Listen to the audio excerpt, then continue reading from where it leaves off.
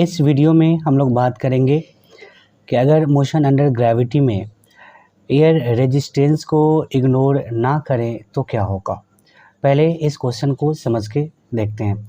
A ball is thrown vertically upwards assuming the air resistance to be constant and considerable, then time of ascent is greater than time of descent। ये question में बोला कि अगर air resistance को consider किया जाए तो फिर टाइम ऑफ असेंट और टाइम ऑफ डिसेंट में क्या रिलेशन होगा। पहले तो ये जानना चाहिए कि अगर एयर रेजिस्टेंस को कंसीडर ना करें तो क्या होता है। आप जब कभी मोशन अंडर ग्रेविटी पढ़ते हैं तो आप एयर रेजिस्टेंस को खुद से कभी नहीं लेते। जब तक क्वेश्चन में नहीं बोला जाए तब तक आप नहीं ले सकते हैं। पहले हम लोग देखते हैं कि अगर एयर रेजिस्टेंस को इग्नोर कर दें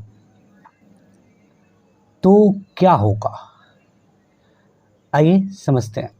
मैंने एक बॉल को कुछ वेलोसिटी से वर्टिकली प्रोजेक्ट कर दिया। यहाँ पे acceleration due to gravity mainly weight है, वेट का mg और mg के according acceleration due to gravity का वैल्यू c।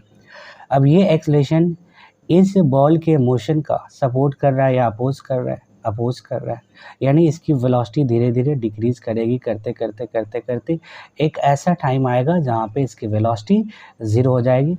यानी यहाँ से लेकर यहाँ तक जाने में जो टाइम लगता है इसको हम लोग क्या कहते हैं, टाइम ऑफ एसेंट, जिसका वैल्यू u/g होता है। और जब एयर रेजिस्टेंस को इग्नोर कर देते हैं तो जितना जाने में टाइम लगता है उतना ही आने में भी टाइम लगता है, और इसको हम लोग कहते हैं टाइम ऑफ डिसेंट, जिसका वैल्यू भी u/g होता है। और इसके अकॉर्डिंग आप कह सकते हैं कि time of ascent is equal to time of descent. ये कब है, जब एयर रेजिस्टेंस को आपने इग्नोर कर दिया। अगर एयर रेजिस्टेंस को हम लोग इग्नोर ना करें तो फिर क्या होगा। पहले तो आप ये जानें कि ये एयर रेजिस्टेंस लगता कैसे है। तो air resistance always act opposite to velocity. Particle की वेलोसिटी के अपोजिट डायरेक्शन में एयर रेजिस्टेंस लगता है। नाम ही है रेजिस्टेंस, मतलब रोकने का काम करेगा ये। जैसे आप समझें कि अगर आपने एक बॉल को नीचे से ऊपर की ओर फेंक दिया, यानी इसकी वेलोसिटी कुछ ऐसे है। इसका मतलब नीचे तो एक पहले से ही फोर्स लग रहा था, वेट। अब ऊपर होने की वजह से और एयर रेजिस्टेंस होने की वजह से यहाँ पे एक एयर की वजह से लगने वाला फोर्स आएगा, जिसको हम लोग कहेंगे एयर फ्रिक्शन। यानी ओवरऑल जो नेट फोर्स होगा जब पार्टिकल ऊपर की ओर जाएगा तो नेट फोर्स कितना हो जाएगा, W+F हो जाएगा। और जब पार्टिकल ऊपर से नीचे की ओर आएगा, यानी इसकी वेलोसिटी नीचे होगी, तो वेट तो हमेशा नीचे ही लगता है। लेकिन अगर वेलोसिटी नीचे है इसका मतलब एयर फ्रिक्शन ऊपर होगा। अब आप सोच सकते हैं कि अगर ये बॉल नीचे की ओर आ रहा, इसका मतलब वेट एंड एफ में ज़्यादा कौन है, तो वेट है, क्योंकि नीचे आ रहा। इसका मतलब जो नेट फोर्स होगा वो किसके बराबर होगा, W-F के बराबर। आइए एक और डायग्राम से समझते हैं कि जब आपने बॉल को नीचे से ऊपर की ओर फेंका और एयर रेजिस्टेंस वर्क कर रहा है, जब ये नीचे से ऊपर की ओर जा रहा है तो अब जो फोर्स लग रहा है वो W+F लग रहा है। यानी जब एयर रेजिस्टेंस नहीं था तो सिर्फ और सिर्फ W लगता था, यानी सिर्फ और सिर्फ W से रोका जा रहा था, और अब W+F से रोका जा रहा है। यानी पहले कम फोर्स से रोका जा रहा था, अब ज़्यादा फोर्स से रोका जा रहा है। इसका मतलब क्या है, अगर ज़्यादा फोर्स से आप रोकेंगे तो ये जल्दी रुक जाएगा। इसका मतलब क्या, जो टाइम ऑफ एसेंट है वो पहले के कंपैरिजन में डिक्रीज कर चुका है। जब ये बॉल ऊपर से वापस आएगा तो वापस आते वक्त नेट फोर्स कितना है, W-F। यानी पहले जब ये पार्टिकल वापस आ रहा था तो ये जो W था, ये जो वेट था, वो इसके स्पीड को काफ़ी तेज़ी से बढ़ा रहा था, पर ये जो एयर फ्रिक्शन है वो इसकी स्पीड को बढ़ाने का अपोज कर रहा। इसका मतलब अब जो नेट फोर्स नीचे की ओर है वो डिक्रीज कर गया। ये ऐसे भी ये रोकने का काम कर रहा है। इसका मतलब जल्दी पहुंचेगा या देरी से पहुंचेगा, तो देरी से पहुंचेगा। यानी ओवरऑल जो आने का वक्त होगा ना वो पहले के कंपैरिजन में इंक्रीज कर जाएगा। इससे ये पता चलता है कि टाइम ऑफ एसेंट कम है और टाइम ऑफ डिसेंट ज़्यादा है। इसके अकॉर्डिंग आपके सेकेंड ऑप्शन सही होंगे। सेम कॉन्सेप्ट का एक और क्वेश्चन करेंगे। A stone with weight W is thrown vertically upward into air from ground level with initial velocity v0.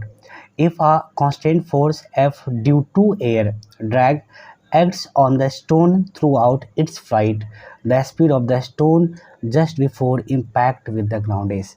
Question में ये बोला गया कि आपने किसी बॉल को ग्राउंड से v0 वेलोसिटी से प्रोजेक्ट कर दिया, जब ये बॉल इसी लेवल पे ग्राउंड पे आएगा तो इसकी वेलोसिटी क्या होगी।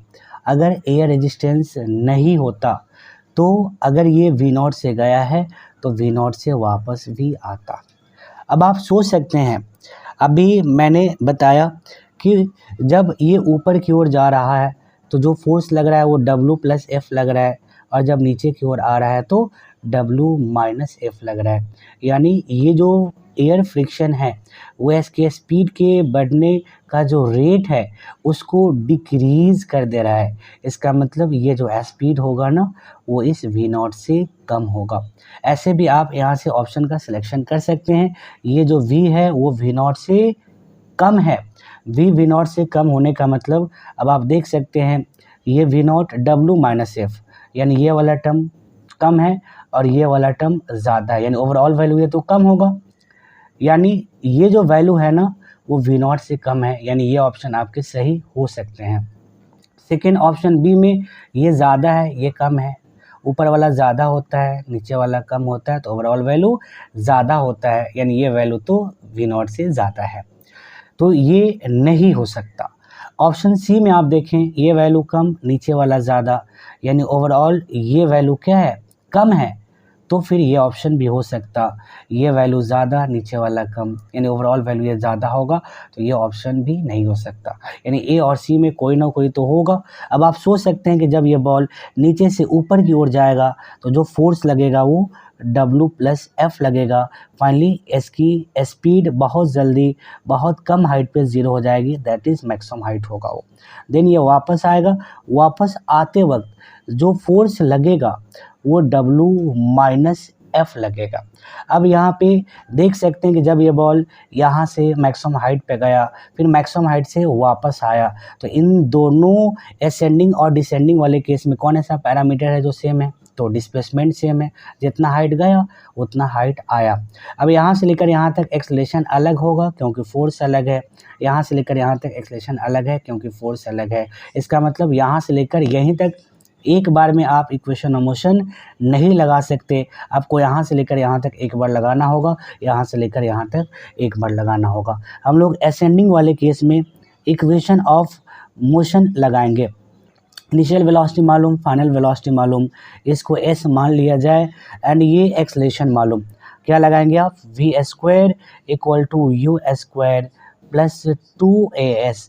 फाइनल वेलोसिटी 0 है, इनिशियल वेलोसिटी v0 का स्क्वायर। अब देख सकते हैं कि ऊपर जा रहा है और एक्सेलरेशन नीचे है, मतलब नेगेटिव आएगा -2। एक्सेलरेशन क्या होता है, फोर्स को मास से डिवाइड करना होता है, यानी W plus F upon m into S. इसको सेपरेट करते हैं, आपको मिलेगा v0 square is equal to 2 into W plus F upon m into S. अब इसके अकॉर्डिंग भी आप ऑप्शन का सिलेक्शन कर सकते हैं, क्योंकि यहाँ पे W माइनस एफ है, ये हो नहीं सकता, ऑप्शन ए सही होगा, पर हम लोग पूरा करेंगे। डिसेंडिंग वाले केस में देखते हैं। अगर डिसेंडिंग में आप देखेंगे तो इक्वेशन ऑफ मोशन लगाएंगे, again v square equal to u square plus 2as। Descending यानी उसके लिए इनिशियल वेलोसिटी ये दैट इज़ 0 और फाइनल वेलोसिटी v जिसको आपको निकालना है, तो final velocity v initial velocity 0 plus 2a तो नीचे है तो इसको हम लोग निगेटिव लेते हैं, तो ये निगेटिव मैं यहीं पे ले लेता हूँ निगेटिव। ओवरऑल कितना होगा, एक्सेलरेशन दैट इज़ फोर्स को मास से डिवाइड करेंगे एंड जो डिस्प्लेसमेंट है वो नीचे है, यानी ये -s होगा। आप इसको सॉल्व करें, आपको मिलता है v square equal to minus minus plus 2 times W minus F upon m into S. इसको आप सेकेंड इक्वेशन बोल लें, इसको आप फर्स्ट इक्वेशन बोल लें। अपने को v निकालना है, सेकेंड में फर्स्ट से आप डिवाइड कर देंगे, सेकेंड में फर्स्ट से डिवाइड करेंगे तो लेफ़्ट वालों को लेफ़्ट के साथ v square by v0 square is equal to 2w minus F upon M into S upon v naught वाले में 2w plus F by M into S. देखिए बहुत कुछ कट चुके हैं, यहाँ से बहुत कुछ कैंसिल हो गए एंड आपको यहाँ से मिलेगा v square is equal to S cancel out, 2 cancel out, M cancel out, यहाँ से मिलेगा w minus F by w plus F into v naught square. अगर हम लोग v का वैल्यू निकालते हैं तो ये रूट जाता है और उस रूट को हम लोग बोलते हैं पावर 1/2, यानी वी नॉट स्क्वायर का रूट तो वी नॉट हो जाएगा और इसका जो होगा वो पावर में 1/2 आ जाएगा, w minus F by W plus F का पावर 1/2 और इसके अकॉर्डिंग आपके ऑप्शन ए सही होंगे।